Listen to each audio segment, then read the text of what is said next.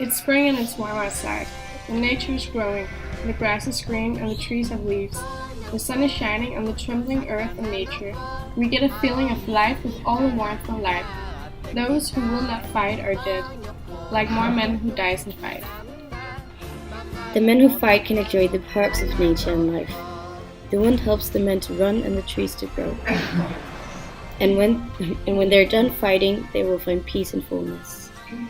The fallen lives are in heaven. Their strong friendship will keep him company. The star Sirius is the brightest star in Earth's night sky, and Pleiades, who is the most obvious to the naked eye, three kings and armed soldiers. Tree after tree befriends God. The tree speaks to God through wind and guides the way. The tree speaks nice through the wind, and they guide them to the end of the valley and mountain ranges.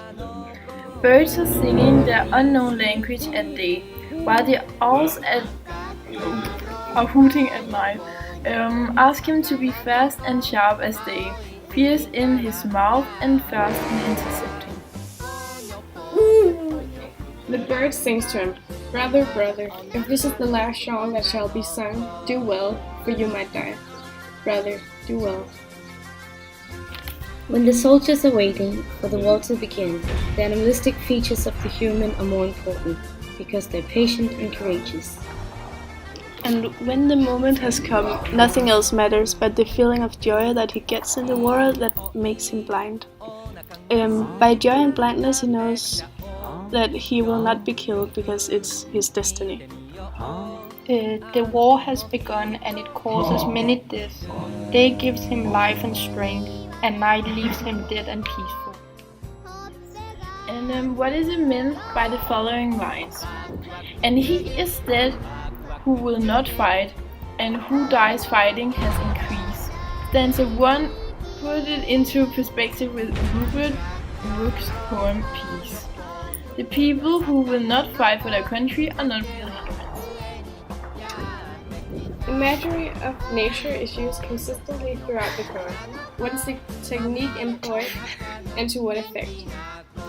Well, nature symbolizes growth and something new being created. It shows life and serves as the contrast to war. War is destroying nature and causing death.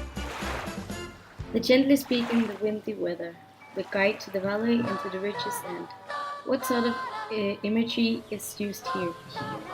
We're imagining the beautiful nature in the valley. A lot of green colors came into our mind, like grass, trees, flowers, and just, well, nature in general. And then compare stanza 6 with the introduction of Grenfell. In what way is it proleptic? The introduction of Grenfell says that he adores war, and the soldiers are very close to each other like a picnic. The same applies for stanza 6, in which he also expresses some admiration for war. And what is the theme of the poem? And the theme of the poem is very much pro-war in nature, meaning that it's in our nature to fight. And the poet himself has also said that I adore war is like a big picnic without the objectlessness of a picnic. And the fighting excitement vitalizes everything. One loves one's fellow man so much more when one is bent on killing him. And to describe the photo below and compare it with Grenfell's and Rupert Brooke's poems, and you can say the picture expresses sadness and pointlessness, and the poem expresses happiness, and the war is meaningful.